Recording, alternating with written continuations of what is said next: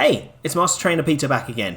So, today we're going to be talking about 5 nice, easy, static stretches that you can perform after you've done a lower body session. If you're doing a bunch of lower body based movements, so running, cycling, deadlifting, squatting, whatever it is that you're into, you want to make sure that you're doing some decent static stretches after your workout as part of your cool down. For those who are new to fitness, you may not know exactly why you're doing these stretches or what stretches to do.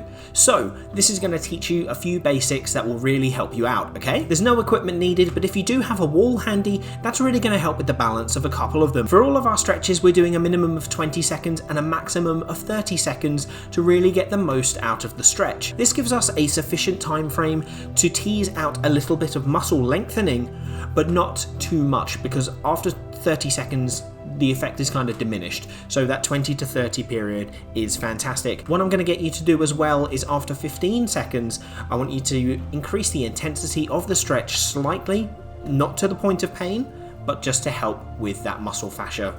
We're going to go from the lowest part of your body to the highest relative to the lower body. First up, to perform the Soleus Stretch, stand with one foot slightly out in front of the other and bend both legs. Because this muscle attaches from the Achilles to just under the knee, you'll feel it stretch in your back leg, so you need to have that knee bent in order to feel this. Keep your feet completely on the ground and sink in until you feel the stretch. Change your legs when time is up. Performing the Gastrocnemius Stretch, this attaches a little higher on the calf to above the knee, so we get into a similar position as the Soleus Stretch but with a straight back leg.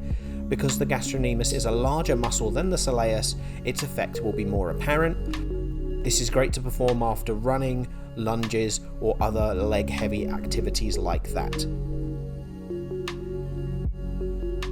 Performing a hamstring stretch, we get one leg straight out in front, go onto your heel with that foot, and then keep your back leg bent and planted into the ground. Sink in and shift your weight until you feel a stretch on the back of your thigh. Now your hamstrings are generally quite tight, so don't overstretch this one. Don't let it become abnormally painful, especially on the additional stretch. Again, squats, lunges, other exercises like that, you would want to perform this after.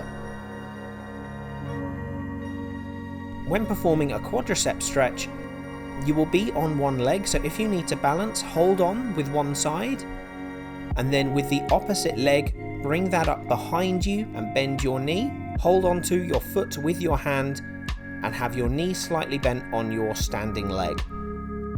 You'll feel the stretch on the front of your thigh. If you push your hip out slightly in front, you will feel a little bit more of a stretch at the top of the quad heads. If you've been performing squats, jump squats, anything like that, deadlifts, you're going to want to do this. For the hip stretch, we come down into a lunge position but allow our rear knee to touch the floor. Get your back into a position neutral for yourself. Place hands on your front knee and slightly push out the hip of the leg that is on the floor. You will feel this stretch your hip flexor of the rear leg. If you want to improve this stretch, slightly tense your buttocks as you're stretching, as this will increase that stretch. It's quite common to not stretch your hips and they can become very tight, so ensure you do this after performing any sort of leg day.